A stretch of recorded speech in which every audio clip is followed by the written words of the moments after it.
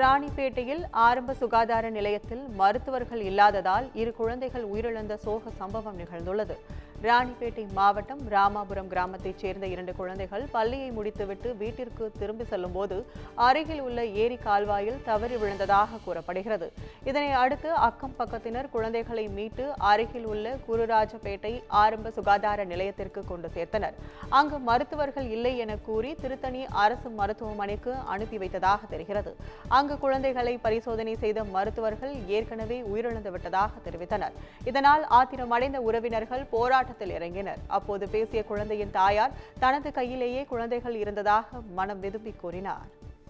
2 school படிக்கிற பிள்ளைங்க, first standard படிக்கிற பிள்ளைங்க 2 பேர் ஸ்கூல் முடிச்சுட்டு வீட்டுக்கு போகிறாங்க. வீட்டுக்கு போகும்போது அவங்க வீட்டுக்கு போகிற வழியில் 2 சைடும் பார்த்தீங்கன்னா ஏரி கால்வாய். அந்த கால்வாயில் சைக்கிள்லேருந்து கீழே வந்து மாட்டிக்கிட்டு ஒரு அவசர சிகிச்சைக்காக இங்கே ஆரம்ப சுகாதார நிலையம் குருராஜபேட்டைக்கு வரும்போது டாக்டர் இல்லை, நீங்கள் திருத்தணி ஜிஹெச் கூப்பிட்டு போயிடுங்கன்ற மாதிரி சொன்னாங்க. ஒரு 40,000 பேர் இருக்கிற மக்கள் தொகைக்கு ஒரு ஆரம்ப சுகாதார நிலையத்தில் ஒரு டாக்டர் இல்லைன்னா எப்படி நீங்களே சொல்லுங்கள். இப்போ 2 சின்ன குழந்தைங்க 5 வயசு குழந்தைங்க இறந்துட்டாங்க.